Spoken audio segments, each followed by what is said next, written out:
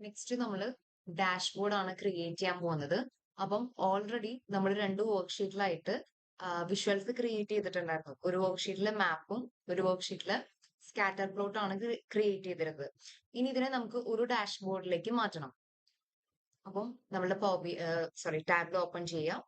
Then താഴെ ഡാഷ്ബോർഡിന്റെ icon കാണാം. New dashboard click ചെയ്യാം. ഓക്കെ. അപ്പം ലെഫ്റ്റ് സൈഡിലായിട്ട് ഷീറ്റ്സിൽ നമ്മൾ ക്രിയേറ്റ് ചെയ്ത വർക്ക് ഷീറ്റ് അവിടെ വന്ന് കിടക്കുന്നുണ്ടാവും. അപ്പം ഇത് റീനെയിം ചെയ്യാം. ആദ്യത്തെ മാപ്പൊന്നും പിന്നത്തെ സ്കാറ്റർ പ്ലോട്ടൊന്നും റീനെയിം ചെയ്തോളൂ.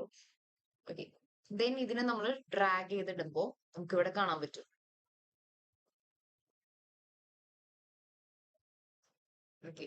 അപ്പം നമ്മുടെ രണ്ട് വർക്ക് ഷീറ്റിലും നമ്മൾ അപ്ലൈ ചെയ്ത വിഷ്വൽസ് ഇവിടെ വന്നിട്ടുണ്ട്.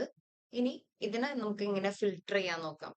അപ്പൊ ഞാനിവിടെ മാപ്പില് ഒരു ഐക്കണിൽ ക്ലിക്ക് ചെയ്യുമ്പോൾ ഒരു ഡാറ്റ പോയിന്റിൽ ക്ലിക്ക് ചെയ്യുമ്പോൾ ആ ഒരു ഡാറ്റ പോയിന്റിന്റെ ഡിപ്പെൻഡ് ചെയ്ത് വരുന്ന വാല്യൂസ് നമുക്ക് അവിടെ ഫിൽട്ടർ ചെയ്ത് കാണണം. പക്ഷെ ഇങ്ങനെ ഇപ്പം ക്ലിക്ക് ചെയ്യുമ്പോൾ എന്താ അവിടെ വേറെ മാറ്റങ്ങളൊന്നും സംഭവിച്ചിട്ടില്ലേ? അപ്പൊ ഇങ്ങനെ ഫിൽട്ടർ അപ്ലൈ ചെയ്യാൻ നോക്കാം. അപ്പം ഈ ഒരു ആരോ ഐക്കണിൽ മോർ ഓപ്ഷൻസിൽ ക്ലിക്ക് ചെയ്യാം. ദെൻ ഫിൽട്ടേഴ്സില് ഇയർ ഓഫ് ഓർഡർ ഡേറ്റ് ആ ഫിൽട്ടർ ആണല്ലോ നമ്മൾ കൊടുത്തിട്ടുണ്ടായിരുന്നത് നേരത്തെ.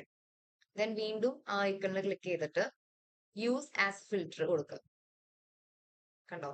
ഇനിയിപ്പം എന്താ നമ്മള് മാപ്പില് ഒരു ഡാറ്റ പോയിന്റിൽ ക്ലിക്ക് ചെയ്യുമ്പോൾ അതിനെ ഡിപ്പെൻഡ് ചെയ്ത് വരുന്ന വാല്യൂസ് സ്കാറ്റർ പ്ലോട്ടിലും മാറുന്നത് കാണാൻ പറ്റും. അപ്പൊ ആ ഫിൽട്ടേഴ്സ് സ്കാറ്റർ പ്ലോട്ടിലും അപ്ലൈ ആവുന്നത് കാണാൻ പറ്റും.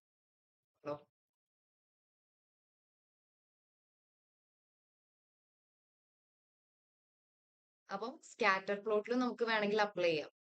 സ്കാറ്റർ പ്ലോട്ടിൽ ക്ലിക്ക് ചെയ്ത് കഴിയുമ്പോൾ ഒരു ഡാറ്റ പോയിന്റിൽ ക്ലിക്ക് ചെയ്ത് കഴിയുമ്പോൾ മാപ്പിലും എങ്ങനെ അത് മാറും.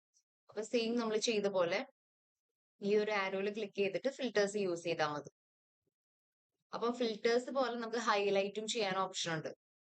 ഹൈലൈറ്റ് നമുക്ക് ഡാഷ്ബോർഡിൽ ആക്ഷൻസിൽ യൂസ് ചെയ്യാം. ഇവിടെ ആഡ് ആക്ഷനിൽ ഹൈലൈറ്റ് കൊടുത്താൽ നമുക്ക് ഹൈലൈറ്റും ചെയ്യാൻ പറ്റും. ഓക്കെ. അപ്പം ഡാഷ്ബോർഡിൽ നമുക്ക് ഇത്രയും കാര്യങ്ങളാണ് വരുന്നത്. അപ്പം നമ്മളൊരു വർക്ക്ഷീറ്റിൽ നമുക്ക് ഒരു വിഷ്വൽ ആണ് ക്രിയേറ്റ് ചെയ്യാൻ പറ്റുള്ളൂ. ഡാഷ്ബോർഡിലേക്ക് ആവുമ്പോഴാണ് മൾട്ടിപ്പിൾ വിഷ്വൽസിനെ നമുക്കൊരു ഡാഷ്ബോർഡിൽ ക്രിയേറ്റ് ചെയ്യാൻ പറ്റുന്നത്. ദെൻ നമുക്ക് അതിനെ ഫിൽട്ടർ യൂസ് ചെയ്തിട്ട് ഫിൽട്ടർ ചെയ്ത് കാണും.